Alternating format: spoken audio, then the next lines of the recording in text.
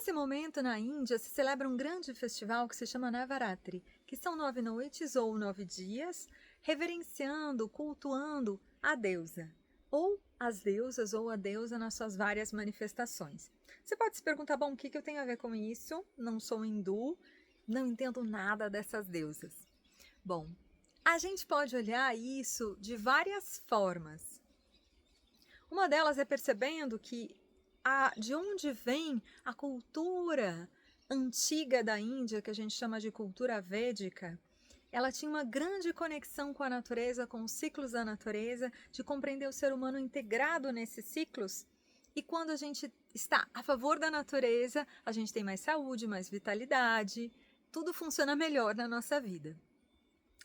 E a partir dessa sabedoria ancestral, com o tempo foram se estruturando muitos rituais, muitas histórias para conseguir passar, para conseguir transmitir, para conseguir perpetuar na cultura, na vida das pessoas, bons hábitos para que elas possam manter a saúde, tanto do corpo, quanto mental, quanto espiritual.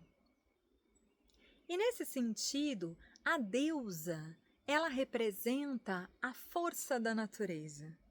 Toda a matéria, a vida, ela vem da deusa. Quando a gente reverencia a deusa, a gente está reverenciando os ciclos da natureza. E mudanças de estações, nos ciclos da natureza, a gente tem muitos, ciclos e mudanças, né? Coisas acontecem nesse ciclo. Se a gente for pensar nos ciclos das estações, a gente tem períodos onde ocorrem mudanças, e isso é cíclico, né? Então, a cada ano se repetem as estações e a gente e o corpo vai se adaptando a essas estações. Mas o período, na troca de estações, o clima, ele varia um pouco. Então, o corpo está acostumado, por exemplo, com uma temperatura, com uma umidade, com alguns parâmetros desse ambiente. E de uma estação para outra, esses parâmetros, eles se alteram. Então, às vezes está frio e fica quente, ou o inverso, mais ventos, umidade, chuva, secura. Então, essas coisas se alteram e o nosso corpo precisa fazer todo um equilíbrio metabólico, toda uma homeostase para se ajustar ao novo ciclo, certo? Então, essas transições, no ambiente a gente percebe que ela não passa de uma hora para outra, né? Então, ela não passa de um estado para o outro. Então, vem ventos, vem instabilidades, aí no mesmo dia faz calor, faz frio, chove, enfim, tem muitas instabilidades. E o nosso corpo, ele vai buscar se ajustar a isso e ele também fica instável. Então, tá quente, ele se ajusta para uma temperatura, aí de uma hora para outra esfria, aí a gente passa frio porque de repente não levou um casaco. E é muito fácil da gente ficar doente nesses períodos de transição, concorda? É aquele período da gripe, é aquele período de algumas viroses. Então, o Navaratri, ele traz 9 dias onde as pessoas estão cultuando a deusa em diversos aspectos dessa manifestação e estão cuidando muito da sua alimentação, dos seus hábitos, fazendo o que a gente chama de tapasya, fazendo alguns jejuns, fazendo purificações, tendo uma alimentação mais leve, tendo todo um cuidado. Quando a gente faz isso, o que a gente faz? A gente deixa o nosso sistema mais leve, o nosso sistema imunológico fica melhor, o nosso metabolismo melhora, o nosso sistema imunológico fica melhor. Então, é um grande ensinamento quando a gente consegue nessas estações, e agora, né? No Brasil, a gente considera que está passando para a primavera, mas na verdade no Cerrado, nosso clima é mais próximo dos ensinamentos antigos da Índia, porque a gente tem a estação das chuvas, como se fossem as monções.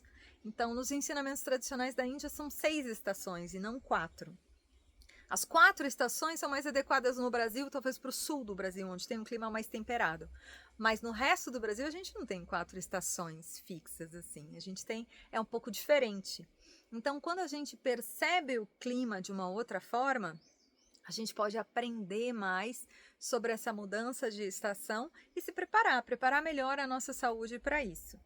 Então, eu queria deixar essa mensagem sobre a importância do Navaratri e como o Navaratri ouvindo os ensinamentos do Navaratri, como a gente pode perceber o quanto eles podem ajudar a todas as pessoas. Mesmo se você não se conectar diretamente com a deidade em si, você pode se conectar com a Mãe Natureza e reverenciar essa natureza que te habita, você é natureza, e reverenciar sua conexão com a natureza de várias formas. Acho que esse é o grande ensinamento da força do feminino, da força da vida, que essa cultura ela traz de uma forma tão forte e que nós poderemos nos inspirar bastante nisso também. Para quem quiser saber um pouquinho mais sobre essa simbologia das deidades, eu vou preparar um outro vídeo falando sobre isso para quem tiver interesse, que traz ensinamentos muito interessantes de cada deidade, quais são os símbolos que essa história está trazendo, que pode nos tocar profundamente, que pode nos ajudar a conectar com aspectos nossos que a gente está precisando trabalhar, purificar, quais são os nossos obstáculos internos. Quando a gente fala da deusa combatendo os demônios, a gente está falando dos nossos demônios interiores, que são os nossos obstáculos, os nossos desafios, aqueles aspectos que a gente precisa limpar, que a gente precisa varrer, e como que a gente pode transformar isso. Então, cada deusa, ela vai trazer muitas pistas e muitas possíveis meditações para a gente fazer e se conectar com esse aspecto. Então, para quem quiser, fica o convite para o outro vídeo.